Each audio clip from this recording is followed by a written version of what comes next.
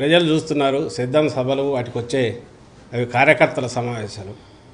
కార్యకర్తలు ఎంత ఉత్సాహంతో వస్తున్నారో, ఎలా రెస్పాండ్ అవుతున్నారో అది ఎక్కడి నుంచి వస్తుంది? ప్రజల్లో ఉన్న ఆదరణ వల్ల వచ్చింది. ఆ ఉత్సాహం కానీ ఆత్మవిశ్వాసం కానీ నాయకుడి మీద ఉండే విశ్వాసం అది. అలాగే అక్కడికి వచ్చి ఆయన మాట్లాడిన మాటల్లో నిన్న జగన్మోహన్ రెడ్డి గారు నిన్న కానీ అంతకుముందు 2 సభల్లో కానీ లేదా అంతకుముందు ఎక్కడ మాట్లాడినా ఒక్క మాట అయినా పరుషంగా, రాజకీయంగా ఎన్నైనా అనొచ్చు కానీ పరుషంగా వ్యక్తిగతంగా దూషించే మాటలు ఒకటన్నా అన్నారా? చంద్రబాబును కానీ ఆయన కొడుకును కానీ. అలాగే ఆయన మాట్లాడిన మాటల్లో ఏదైనా తాను చేసిన పనుల గురించి, అలాగే ప్రజలకు అప్పీలు, నెక్స్ట్ వీటి కంటిన్యూషన్ ఇంపార్టెన్సు, ఓ రాజకీయ పార్టీ నాయకుడు ఏమేమి చెప్పాలనో అంతకు మించి లేదా తక్కువ ఒక్కటైనా మాట ఉందా? ప్రతిదీ కన్స్ట్రక్టివ్గా ఉంది, మాట్లాడుతున్నారు, చెప్తున్నారు. ప్రజల్లోకి ఆ మెసేజ్ పోతుంది.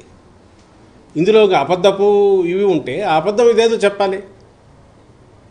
నిన్న మాట్లాడిన మాటలు దాని మీద అబద్ధం ఉంటే చెప్పాలి. ఇది మీరు చేయలే కదా, ఎందుకు మాట్లాడినారని. ఏది లేదు కదా. 1,40,00,000 కుటుంబాలకు 1,40,00,000 కుటుంబాలకు రెగ్యులర్గా అందుతున్న బెనిఫిట్స్ కానీ, అలాగే 2,55,000 కోట్లు ఏవైతే డీబీటీ ద్వారా పోయింది కానీ ఇందులో అవాస్తవం ఏముంది? మరి ప్రభుత్వం లెక్కలే అవాస్తవం అంటే ఇంకా అది అంతా అవాస్తవం, అంతా బ్రహ్మ పదార్థం అనుకోవచ్చు. కానీ దీన్ని ఎవరికి డినై చేయలేదు కదా, కాదనలేని సత్యాలే కదా. అలాగే ఊరు సచివాలయాలు రావడం కానీ, నాడు నేడు కింద స్కూల్ బిల్డింగ్లు ఇది కావడం కానీ ఇవన్నీ కూడా వాస్తవాలుగా ఏమవుతాయి? నువ్వు ఎక్కడ కాదనగలవు?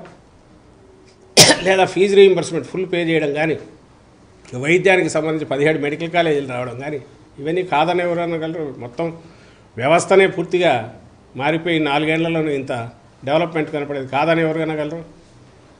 వాటిని ఏమనలేక ఈ మధ్య ఈనాడులో వరుసగా చూస్తుంటే రామోజీరావు రోజు ఆయన విషం కక్కుతున్నది.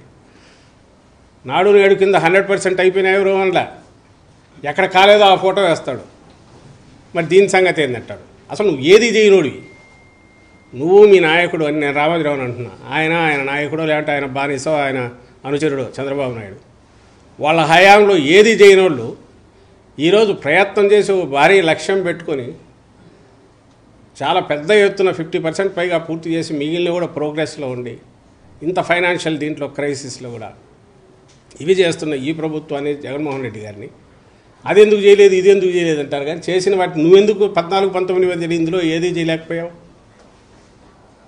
దానికి ఆన్సర్ ఉండదు.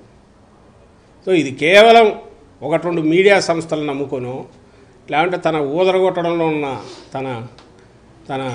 తన వాటి కాలు తన పరిపక్వతను లేదా తన మాస్టర్ క్రాఫ్ట్మెన్షిప్ను దాన్ని వాడుకొని చంద్రబాబు నాయుడు రోజు మాట్లాడుతూ లేదంటే కొత్తది ఏదో ఒక కన్ఫ్యూజన్ క్రియేట్ చేయాలని ట్రై చేసే కాస్ట్ ఎలక్షన్ల ముందు కూడా చేస్తున్నాడు. దానివల్ల ఉపయోగం ఉండదు, ఎందుకంటే కళ్ళ ముందు కనపడుతున్నాయి రిజల్ట్స్. ప్రజలు వాటిని ఎంజాయ్ చేస్తున్నారు. రాష్ట్రంలో 87% మంది ప్రజలు ఖచ్చితంగా డైరెక్ట్గా బెనిఫిట్ పొందారు. ఏదో ఒక రూపంలో ప్రభుత్వం నుంచి బెనిఫిట్ పొందారు.